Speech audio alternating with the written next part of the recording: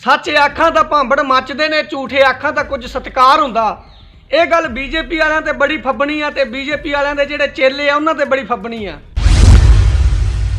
ते अज बीजेपी दी सरकार भी आ गई आ ते अज जदों हुण रेट वध गए तो रामदेव कहंदा कोई बात नहीं, ये तो देश की बात है, तो महंगाई बढ़ी भी है तो कोई बात नहीं, देश की बात है।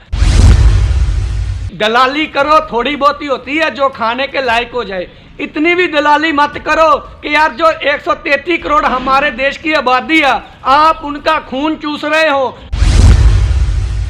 और मोदी साहब ये कहते सी कि ये तो बहुत माड़ी सरकार है, ये जो दिन दिहाड़े दिन बर दिन पेट्रोल के दाम बढ़ा रही है, देश का क्या होगा। तो मैं तुहानू पूछना चाहना मोदी साहब हुण देश का की होगा। हुण तां आपकी तुहाडी सरकार होवे तुहानू यही ना पता होवे देश का बनना की आ, शर्म की गल है यार। तुहानू फिर गल आउंदी जानवर कहण नूं दिल नहीं करदा, मोदी साहब कहण नूं दिल नहीं करदा। और हुण मैं तुहानू ये भी गल कह देवां, जदों तुहानू पता ही नहीं भी देश चलना क्यों, ते लख लानत इहो जिहे साडे लोकां ते जिन्हां ने तुहानू बिठाता इत्थे। गड्डियां तुहानू फ्री दियां, 4-4 हज़ार यूनिटां तुहानू फ्री दियां, ते यार तुसी ऐशराम तुसी लाओ यार, साडे वाल पट्टी जाओ यार। असीं धीआं धियानियां भी विआहणियां हुंदियां, साडे बारे सोचा करो कुछ। और 300 दिहाड़ी हुंदी है, जिहड़ा मैं किसान नूं पुछना चाहुंदा है, तुसीं इन्हां दीयां लीडरिंगां करन दे मारे लोकां नूं बोतलां वंड आउंदे कई वारी। जो हमारे बच्चे हैं ना, हमसे पूछेंगे आगे जाकर कि पापा जब ये देश बिक रहा था तो तब आप क्या कर रहे थे। तो मैं पंजाबी दे विच अपने पंजाब वाले मीडिया चैनल वालियां नूं कहना, तुहाडी भी नीवीं पै जूगी, याद रख लो जिहड़े सरकारां दी बोली बोलदे आ, क्योंकि बेड़ा अपना बैठी जांदा।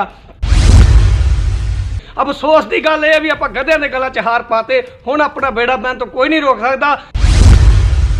कि तुसीं दूजिਆਂ दे मंजे थले सुट्टियां ना मारिया करो भी थोड़े मंजे थले कुक्कड़ बैठा, वो थोड़े मंजे थले तो 6-6 नाग बैठे तुहाडे मंत्री जेडे। शर्म करो, शर्म होनी चाहिए लीडरां नूं भी ते साडे लोकां नूं भी। वाहिगुरू जी का खालसा है, वाहिगुरू जी की फतेह।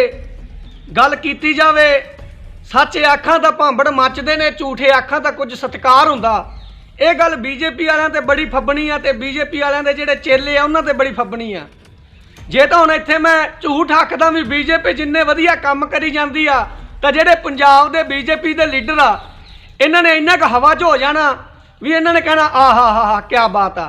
जेकर हुण ते सच आखीए तो इन्हां दे दिनों दिन इन्हां दे अग ही लगदी जानी, इन्हां नूं झुरन लग जाने, इन्हां ने जिवें किसी ने पारा पियाया हुंदा। हुण गल इत्थे उही आउंदी आ, चाहे मरन चाहे जीन चाहे वो कोई भी आ, आपां सच बोलांगे चाहे वो अग लगे ते चाहे वो सत्कार होवे। जे गल कीती जावे बीजेपी दी, दिनों दिन पेट्रोल वधदा जांदा, रेट वधदा जांदा। मैनूं ये गल दी समझ नहीं आउंदी। पहले तो मैं तुहानूं 2012 च लैके चलदा, 2011 च लैके चलदा। 2012 दे विच कांग्रेस दी सरकार होवे तां जिहड़े अपना 1.5 अख वाला पतंजलि वाला, क्योंकि दुख इस गल दा हुंदा यार भी इनू कुछ बोलण नूं दिल नहीं करता, पर गल ये आउंदी है भी जिथे इहदी आपदी वाह वाह हुंदी आ, एवें आपदी किसी दी पीढ़ी थले सोटा मारना ते आपदे विच वेखणे इन्हां थले सप बैठा कि की बैठा, ये गल माड़ी लगदी आ। रामदेव कहंदा हुंदा सी 2012 दे विच, 2000 कहंदा रहा 13 दे विच भी कि आपकी कचहरी लगदी हुंदी है एक मीडिया चैनल वालियां दी, जिहदे विच सारे मंत्री जांदे आ ते इहनूं भी सद्दिया सी। उत्थे ने बयान दिता, कहंदा मैं ये लोगों से पूछना चाहता हूँ, ये जो पेट्रोल है आपको ये 70 रुपये चाहिए या आपको 6500 रुपये चाहिए या आपको 35 रुपये चाहिए या आपको 40 रुपये। और ये जो हमारी पब्लिक है ये बोली बाली होती है, पब्लिक हमारी बोलती थी हमें 3500 रुपये चाहिए। तो अज वही गल हो रही आ, वो कहंदा हुंदा सी बीजेपी की सरकार बनाओ, तो अज बीजेपी की सरकार भी आ गई आ। ते अज जदों हुण रेट वध गए तो रामदेव कहंदा कोई बात नहीं, ये तो देश की बात है, तो महंगाई बढ़ी भी है तो कोई बात नहीं, देश की बात है।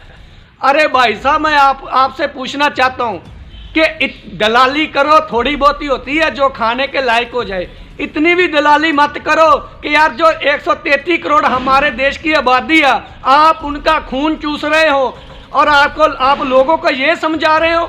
अरे जो रामदेव के अन्य भक्त हैं मैं उन्हें भी कहना चाहता हूँ भाई साहब आप इनकी पुरानी वीडियो देखें और अब की वीडियो देखें, तभी आप डिसाइड करना कि आपको कौन सा चाहिए। आपको सच्चाई चाहिए या आपको बुराई चाहिए। बुराई चाहिए तो आप रामदेव की बात और सुनना, जे आपको अच्छाई चाहिए तो अपने परमात्मा की सुनना और किसी की मत सुनना, अपने दिल की सुनना।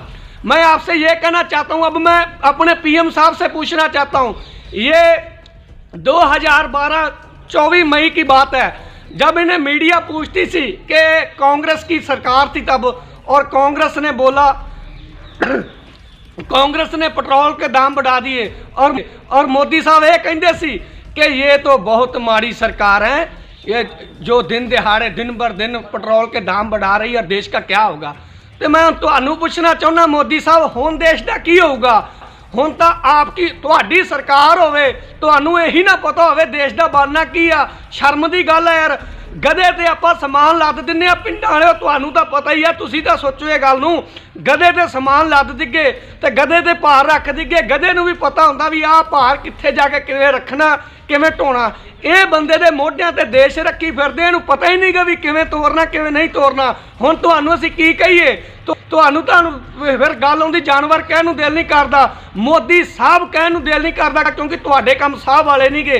एक गल मैं पूछना चाहना, मैं मोदी साहब आपसे पूछना चाहता हूं कि ये जो देश है, क्या ये आपका देश नहीं है? जैसी आपकी माएँ हैं वैसे सभी की माएँ हैं, क्योंकि जो लड़के या लड़की या हर एक इंसान जो धरती पर आता है ना, अपने माँ बाप की वजह से आता है।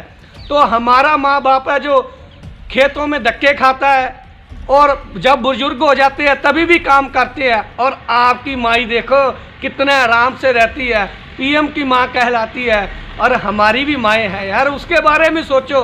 पीएम साहब आपसे पूछना चाहता हूँ, इंसानियत माड़ी मोटी तो याद रख, तुम्हारी माड़ी मोटी इंसानियत सोचो कि तुम्हारी इंसानियत होनी चाहिए। जेकर हुण गल की जाए पेट्रोल का रेट वधाता, मैं तुहानू ये भी पूछना चाहुंदा, जिहड़ा तुसीं रेट वधाया सोच के की वधाया? मैं पीएम साहब तुहानू पूछना चाहुंदा, गल याद रखो, तुसीं बंदे का कोई माड़ा मोटा दिमाग काम करना चाहिए हुंदा। आपने पेट्रोल का दाम बढ़ा दिया, चलो कोई बात नहीं। आपसे ये पूछना चाहता हूँ, ये जो मजदूर की दिहाड़ी है वो 300 है, और जब ये किसानी की जो फसल होती है, किसान की फसल होती है, जो उसका रेट है वही रेट अभी आ रहा है, कोई रेट उसका दाम भी नहीं बढ़ा। किसान की फसल का रेट जो जहाँ पर था वहाँ पर ही है, और जो मजदूरी है मैं आपको पहले ही बता रहा हूँ 380 और 300 है। और आप अब ये बात बताओ, पंजाबी दे विच कहां दा साडे सारे लोकां नूं पता जी, पिंडां दे विच काम नहीं चलदा, कोई जिहड़ा बंदा हुंदा कोई 20 किलोमीटर दूर जांदा, कोई 30 किलोमीटर दूर जांदा, ते मोदी साहब नूं इन्ना भी नहीं पता भी ਜਿਹੜਾ 1 लीटर पेट्रोल पवाऊगा, अगला 100 का पेट्रोल पवाऊगा तो दिहाड़ी जाऊगा 30 किलोमीटर दूर, 100 का तेल तो करके हर हो जानी ਉਹਦੀ ਨਾਲ ਦੀ ਨਾਲ। ਜਦੋਂ ਉਹਦੀ ਹਰ हो जूगी तो कोई बंदा राह च आउंदा हुंदा, कोई खाण नूं चीज़ खा लैंदा, भुख लगी हुंदी है, 50 की कोई चीज़ ला लो, 150 रुपया तो गया। तो ਜਿਹੜਾ ਹੁਣ ਜਦੋਂ 150 बच्चा घरे आके कोई बच्चे ਹੁੰਦੇ ਆ, बच्चे कोई आके मंगते हैं, किसी के 2 बच्चे ਹੁੰਦੇ, किसी के 3 ਹੁੰਦੇ ਆ, तो कोई 50 ਦਾ ਉਹਨਾਂ ਦਾ ਖਰਚਾ ਹੋ ਜਾਂਦਾ, 200 ਤਾਂ ਗਿਆ, ਪਿੱਛੇ बच्चा 100 ਦਿਹਾੜੀ ਦੇ ਵਿੱਚੋਂ। पीएम साहब मैं ਤੁਹਾਨੂੰ ਦੱਸਣਾ ਚਾਹੁੰਦਾ, ਇਹ ਲੋਕਾਂ ਨੂੰ ਵੀ ਦੱਸਣਾ ਚਾਹੁੰਦਾ, ਲੋਕ ਸੁਧਰ ਜਾਣ ਹੋ ਸਕਦਾ। ਜਿਹੜਾ ਪਿੱਛੇ बच्चा 100 रुपया, ਉਹਦੇ ਵਿੱਚੋਂ एक किलो चीनी आती है 40 रुपए की, पीछे बचे 60 रुपए, और जो दूध है वो दूध भी अब 50 रुपए किलो है। तो आप बताओ पीछे क्या रह गया पीएम साहब? ये सब्जी भी तो भाई कहाँ गई? अरे गरीब खाएगा क्या? अरे किसान क्या खाएगा पीएम साहब? अरे सोचो तो सही यार, जब ये 1 किलो चीनी लेकर आता है तो तभी 20 रुपए की जो चाय आती ना, चाय जिससे चाय बनती है, वो 20 रुपए की पत्ती आती है, तो पीछे बचे 40 रुपए, और 40 रुपए में सब्जी क्या खाएगा? मसाला कहाँ से आएगा? आप बताइए यार, दूध कहाँ से आएगा?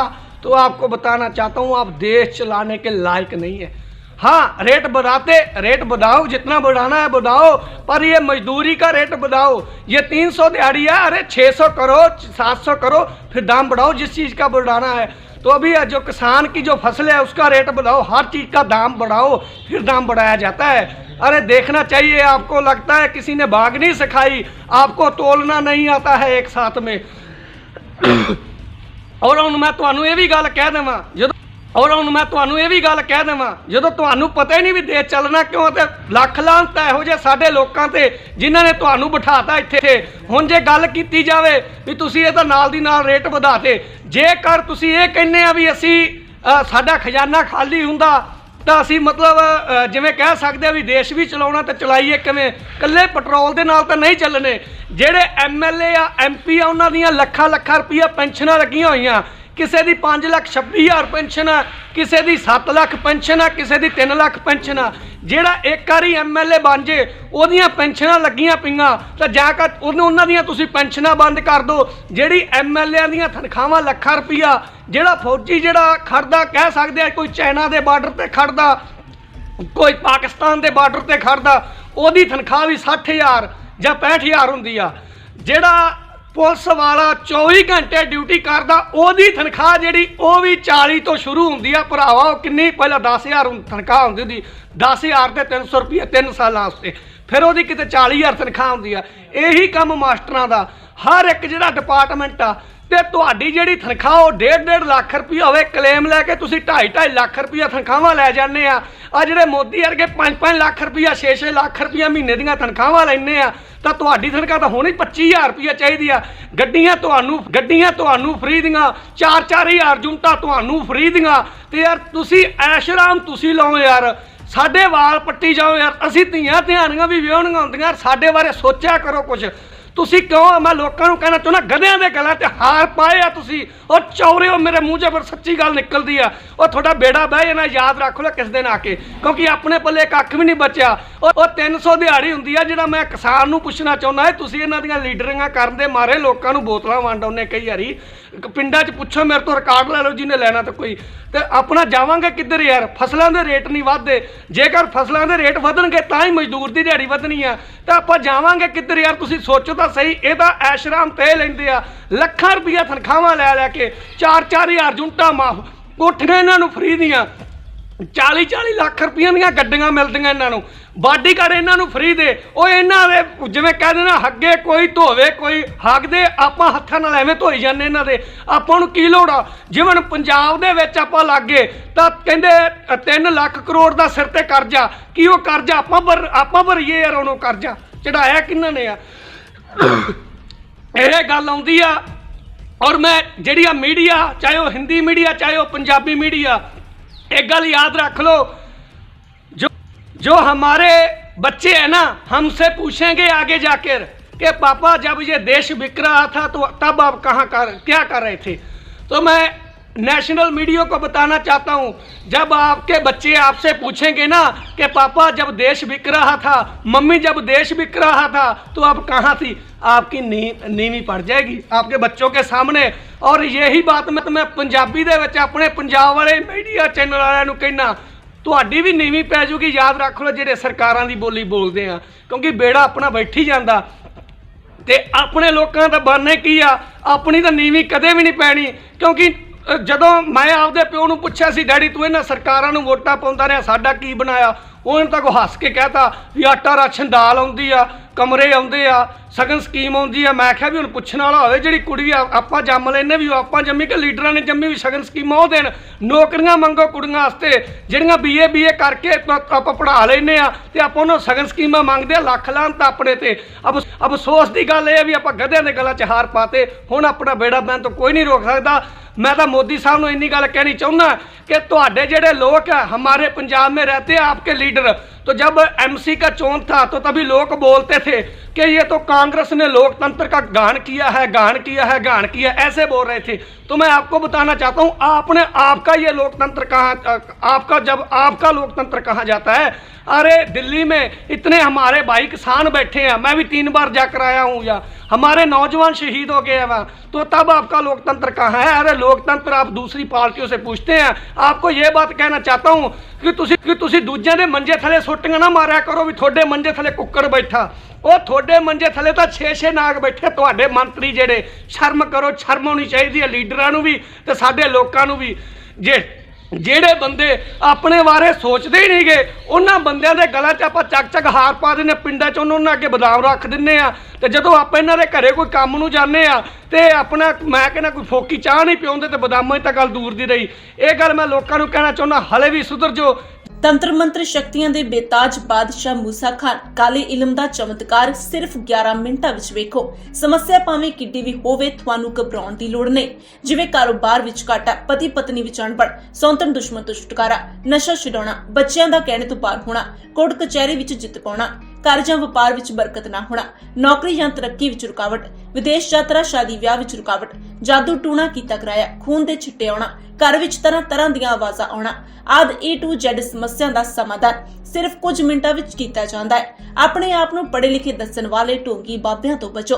ਕਾਲੇ ਰੂਹਾਨੀ ਇਲਮ ਦਾ ਤੋੜ ਸਿਰਫ ਸਾਡੇ ਕੋਲ। ਹੁਣੇ ਕਾਲ ਕਰੋ 98 155 44 144।